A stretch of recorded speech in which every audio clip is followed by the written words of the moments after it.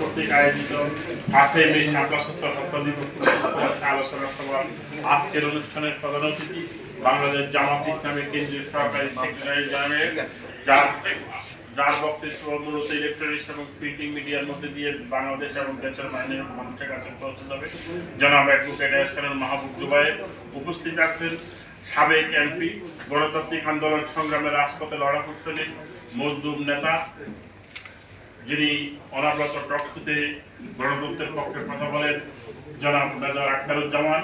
উপস্থিত আছেন ডেমরা থেকে নির্বাচিত এমপি, বাংলাদেশ জামাত ইসলামের কেন্দ্রীয় মজলিস শুরার সদস্য, ঢাকা মহানগর দক্ষিণের সহকারী সেক্রেটারি জেনারেল জনাব মোহাম্মদ কামাল হোসেন।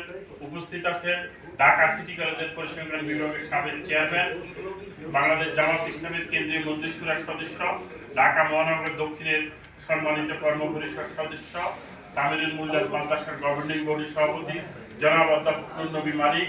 উপস্থিত আছেন ঢাকা মহানগর উত্তর বিএনপির সাবেক সহসভাপতি জনাব আলতাফউদ্দিন মোল্লা সহ জাতীয় গণতান্ত্রিক পার্টির জাকপার সেক্রেটারি জনাব অধ্যাপক ইকবাল সহ অন্যান্য দলের জাতীয় নেতৃবৃন্দ, ইলেকট্রনিক্স এবং প্রিন্ট মিডিয়ার ভাইরা, সবাইকে আমার আন্তরিক প্রীতি এবং শুভেচ্ছা জানিয়ে আমি আমার সংক্ষিপ্ত বক্তব্য আরম্ভ করছি। আমি প্রথমে জনাব প্রধানমন্ত্রীকে ধন্যবাদ জানাই। উনি ওনার ব্যস্ততার মধ্যে আজকে আমাদের এই ডাকে সাড়া দিয়ে এখানে আসার জন্য ওনার প্রতি কৃতজ্ঞতা প্রকাশ করছি। পাশাপাশি অন্যান্য ব্যক্তিদেরকেও কৃতজ্ঞতা প্রকাশ করছি। 5 মে শাপলা সত্তর হত্যা দিবস উপলক্ষে দুইটা কথা বলে আমি আমার বক্তব্য শেষ করব।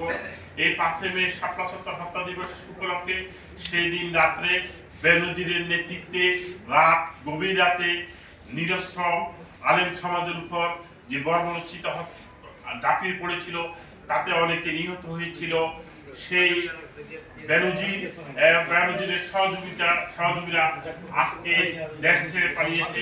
আমি এই সমাবেশ থেকে দাবি জানাচ্ছি যে বেনজির সহ যে সকল পুলিশ কর্মকর্তারা সেদিন এই হত্যাকাণ্ডের সাথে জড়িত ছিল, তাদেরকে আইনের আওতায় এনে ইন্টারপোলের মাধ্যমে বিদেশ থেকে দেশে ফিরিয়ে এনে তাদেরকে বিচার করে তাদের শাস্তি নিশ্চিত করতে হবে।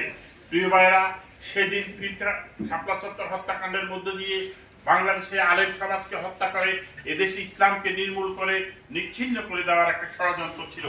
কিন্তু এদেশ ধর্মপ্রাণ মুসলমানের দেশ, এদেশের মানুষ ধর্মগুরু ইসলামকে ভালোবাসে, নামাজকে ভালোবাসে, কোরআনকে ভালোবাসে। এদেশ থেকে ইসলাম নির্মূল করা এত সহজ নয়। তারা সেদিন চেয়েছিল যে দেশ থেকে হেফাজতের আলেম ওলামাদেরকে যদি হত্যা করা হয় তাহলে ইসলাম নির্মূল করা যাবে, কিন্তু তা এত সহজ নয়। তাই আমি বলবো আজকের এই দিনটি সকল রাজনৈতিক দল, সামাজিক সংগঠন সহ এই দিনটি যথাযথভাবে পালন করার জন্য যারা নিহত হয়েছে, নিহতদের আত্মার মাগফিরাত কামনা করে তাদের পরিবারের শোক সন্তপ্ত পরিবারকে সমবেদনা জানিয়ে আমি আমার সংক্ষিপ্ত বক্তব্য এখানে শেষ করছি। খোদা হাফেজ। বাংলাদেশ জিন্দাবাদ। সুশীল কোরআন জিন্দাবাদ।